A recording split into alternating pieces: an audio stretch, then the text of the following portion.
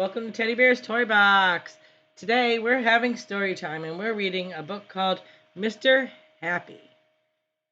Before we begin our story, please hit that subscribe button if you haven't already subscribed. We really do appreciate it. Thank you so much. Mr. Happy by Roger Hargreaves.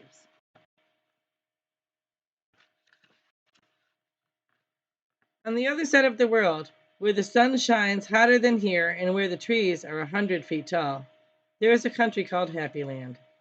As you might very well expect, everybody who lives in Happy Land is as happy as the day is long. Wherever you go, you see smiling faces all around. It's such a happy place that even the flowers seem to smile in Happy Land.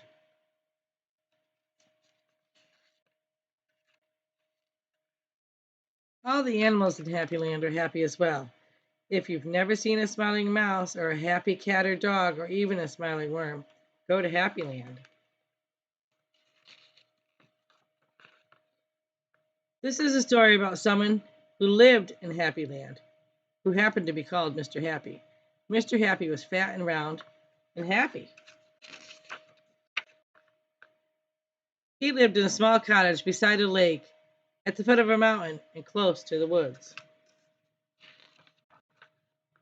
One day, while Mr. Happy was walking in those woods near his home, he came across something which was really very exciting. There, in the trunk of one of the very tall trees, was a door. Not a very large door, but it was certainly a door. A small, narrow, yellow door. Definitely a door. I wonder who lives here, thought Mr. Happy, and he turned the handle of that small, narrow, yellow door. The door wasn't locked, and it swung open quite easily.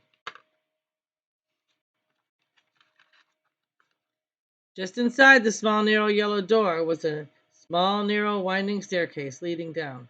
Mr. Happy squeezed his rather large body through the rather thin doorway and began to walk down the stairs.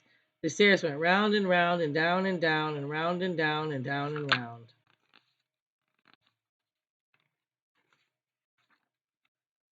Finally, after a long time, Mr. Happy reached the bottom of the staircase. He looked round and saw in front of him another small, narrow door, but this one was red. Mr. Happy knocked on the door. "Who's there?" said a voice. It was a sad, squeaky sort of voice. "Who's there?" Mr. Happy slowly pushed open the red door. There, sitting on a stool, was somebody who looked exactly like Mr. Happy, except that he didn't look happy at all. In fact, he looked downright miserable. "Hello," said Mr. Happy. "I'm Mr. Happy." "Oh, are you really?" sniffed the person who looked like Mr. Happy but wasn't. "Well, my name is Mr. Miserable, and I'm the most miserable person in the world." "Why are you so miserable?" asked Mr. Happy. "Because I am," replied Mr. Miserable. "How would you like to be happy like me?" asked Mr. Happy. "I'd give anything to be happy," said Mr. Miserable. "But I'm so miserable, I don't think I could ever be happy," he added miserably. Mr. Happy made up his mind quickly. "Follow me," he said. "Where to?" asked Mr. Miserable. "Don't argue," said Mr. Happy, and he went out through the small, narrow red door. Mr. Miserable hesitated and then followed. Up and up the winding staircase they went.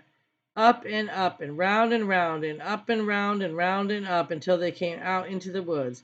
"Follow me," said Mr. Happy again, and they both walked through the woods back to Mr. Happy's cottage.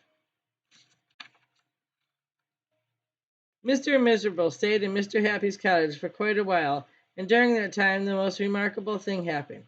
Because he was living in Happy Land, Mr. Miserable very, very slowly stopped being miserable and started to be happy. His mouth stopped turning down at the corners, and very, very slowly it started turning up at the corners. And eventually, Mr. Miserable did something that he'd never done in his whole life. He smiled, and then he chuckled, which turned into a giggle, which became a laugh, a big, booming, hearty, huge, giant, large, enormous laugh.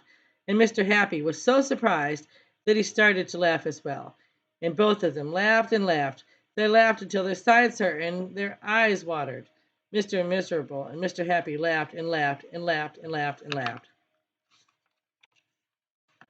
Went outside, and still they laughed. And because they were laughing so much, everybody who saw them started laughing as well. Even the birds in the trees started to laugh at the thought of somebody called Mr. Miserable who just couldn't stop laughing. And that's really the end of the story, except to say that if you ever feel as miserable as Mr. Miserable used to, you know exactly what to do, don't you? Just turn your mouth up at the corners. Go on. The end. Thank you for joining us today for story time. Bye.